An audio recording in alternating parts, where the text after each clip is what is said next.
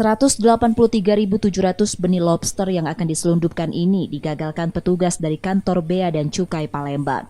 Benur rencananya akan dibawa ke Vietnam menggunakan kapal cepat disita melalui 2 operasi selama 2 hari. Hari pertama petugas gabungan menyita 14 karton berisi 53.400 benur dan kedua 22 karton berisi 130.300 ekor. Jenis benur yang diselundupkan masing-masing mutiara dan pasir dengan total kerugian ditaksir mencapai 18,6 miliar rupiah.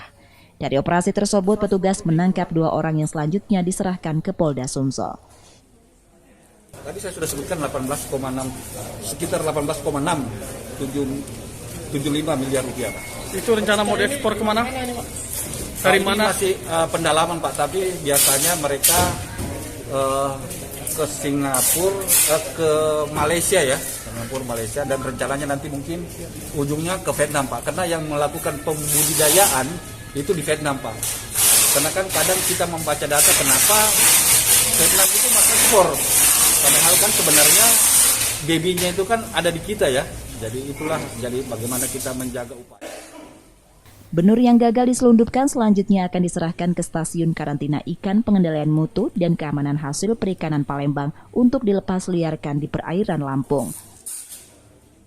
Reski Oktora, Muklas Diferensial, Kompas TV, Palembang, Sumatera Selatan.